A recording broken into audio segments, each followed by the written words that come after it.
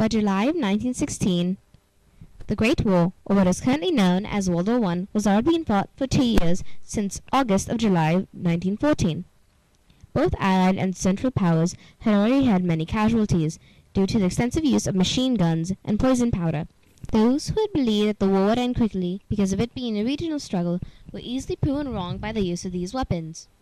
The use of the poison powder and use of machine guns showed the atrocities of World War I.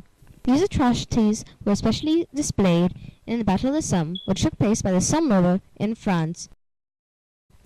This battle is one of the most known and one of the most tragic losses for both sides during the First World War. For many months now, the French had been taking severe losses at Verdun, which is to the east of Paris.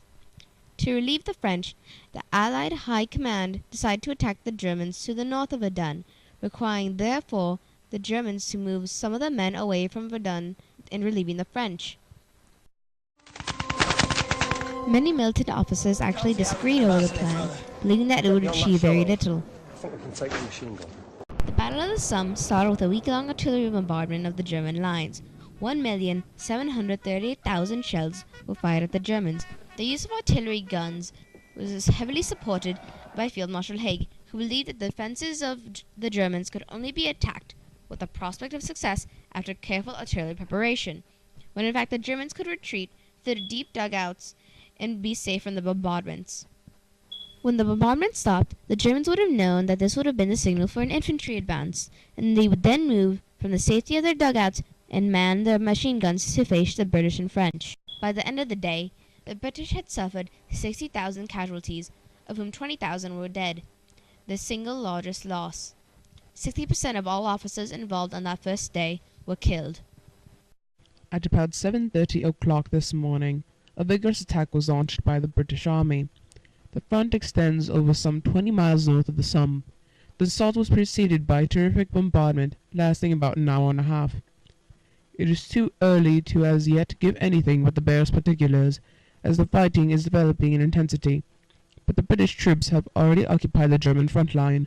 Many prisoners have already fallen into our hands, and as far as can be ascertained, our casualties have not been heavy. The Daily Chronicle, July 3rd, 1916.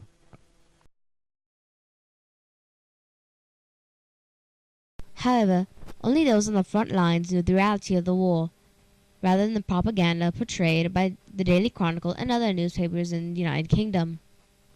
Sadly, the Battle of the Somme was the first battle for many of these volunteer soldiers.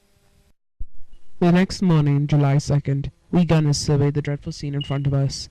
It became clear that the Germans always had a commanding view of no man's land. The British attack had been brutally repulsed.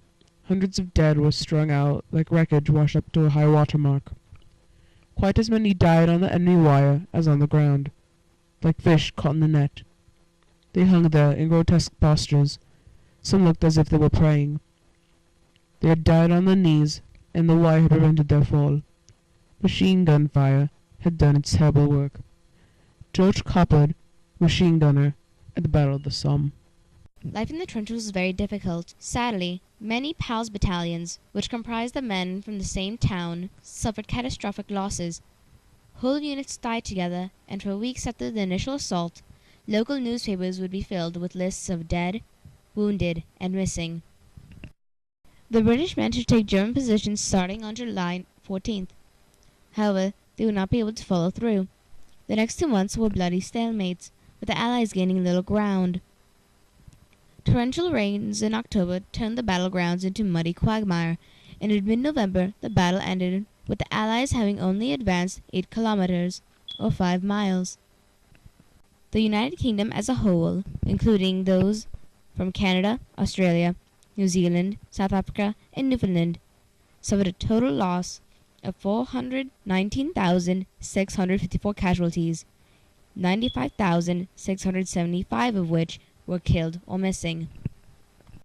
For the French, they lost 204,253 men, 50,756 of which were killed or missing. The Germans lost 465,000 men, 164,055 of which were killed or missing, and 31,000 were prisoners of war. Among the Allied losses was an American-born soldier, Harry Butters, serving in the British Royal Artillery, the first American casualty of the First World War. Adolf Hitler, then an Unteroffizier for the 6th Bavarian Reserve Division, fought in the Battle of the Somme and was wounded, taking a bullet to the leg on the 7th of October, 1916. Lastly, the Battle of the Somme is remembered for the debut of the tank. Early tanks were not weapons of mobile warfare, but they were designed for trench warfare. They were untroubled by barbed wire and impervious to rifle and machine gun fire. On September 15th, only 21 of the 49 tanks available made it into action. Mechanical breakdowns were common, and many others became bogged or ditched in the shell holes and trenches of the churned battlefield. Much like the 1 million plus bodies lost from July to mid-November 1916 during the Battle of the Somme.